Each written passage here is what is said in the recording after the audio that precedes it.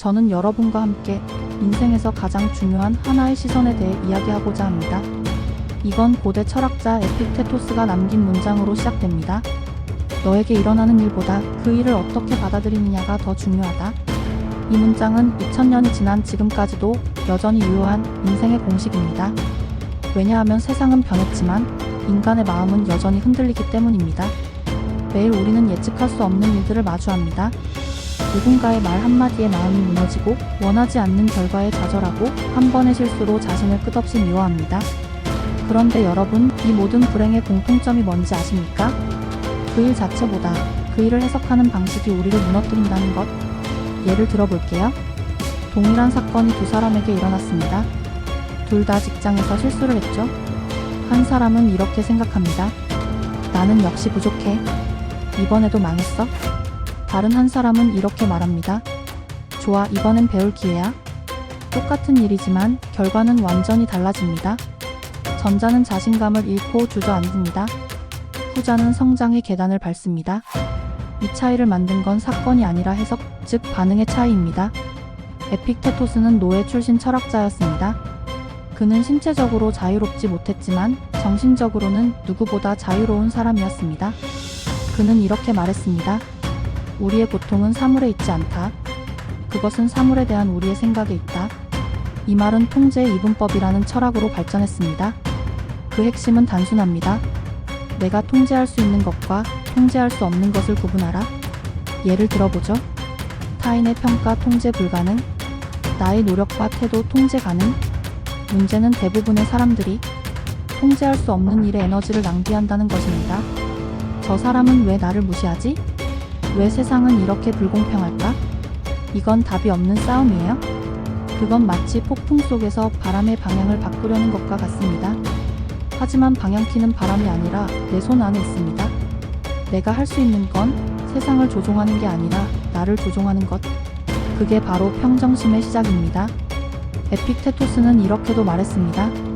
당신을 화나게 하는 것은 사람이 아니라 당신이 가진 생각이다. 그렇습니다. 우리가 분노하고 좌절하고 미워하는 이유는 누군가의 행동 때문이 아니라 그 행동을 내가 어떻게 해석했느냐 때문입니다. 즉, 감정의 주도권은 언제나 나에게 있습니다. 한번 이렇게 해보세요. 화가 날 때 이렇게 속삭입니다. 지금 내 감정은 내 선택이다.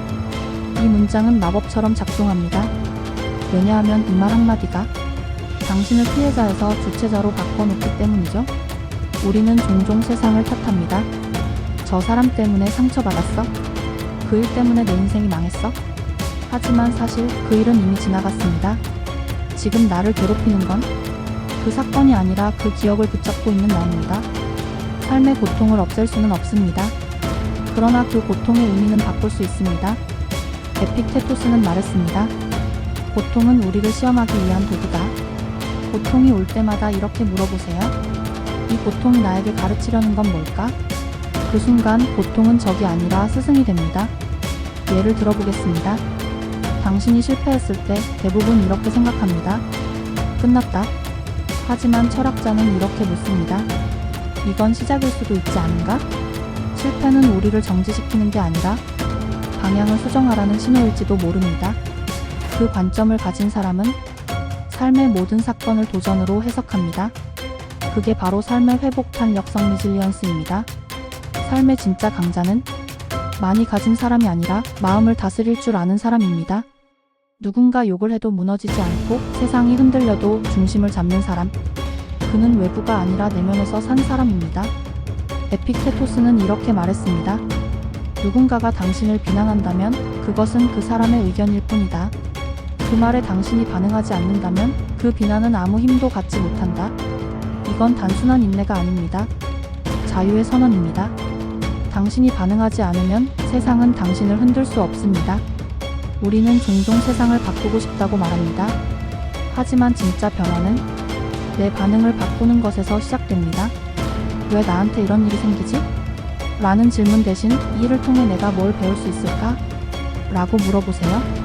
그 한 문장의 차이가 인생의 방향을 180도 바꿉니다. 내가 통제할 수 있는 건 상황이 아니라 해석. 그 해석이 곧 내 현실을 만듭니다. 에픽테토스는 말했습니다. 평화는 세상이 조용할 때 오는 것이 아니라 내가 조용할 때 온다. 우리는 바깥의 문제를 해결하려고 했습니다.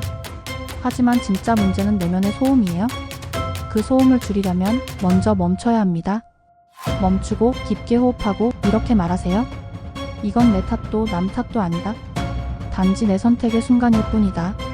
이 한 문장이 당신의 마음을 완전히 바꿉니다. 에픽테토스는 노예였지만 그의 제자들은 왕이었습니다. 왜냐하면 그는 자신의 내면을 다스리는 법을 가르쳤기 때문입니다. 그는 이렇게 말하며 생을 마감했습니다. 나는 세상을 통제하려 하지 않았다. 그 대신 나 자신을 통제하는 법을 배웠다. 이 말은 오늘을 사는 우리에게도 같습니다. 우리는 세상을 바꾸려 하지만 결국 나 자신을 바꾸는 것이 가장 현실적이고 가장 강력한 변화입니다. 여러분, 삶은 늘 예측 불가능하고 우리는 그 안에서 끊임없이 흔들립니다. 하지만 그때마다 기억하세요. 세상은 당신을 무너뜨리지 않는다. 당신의 반응이 무너뜨릴 뿐이다. 세상은 당신에게 폭풍을 보낼 수 있습니다. 하지만 방향키는 여전히 당신의 손에 있습니다.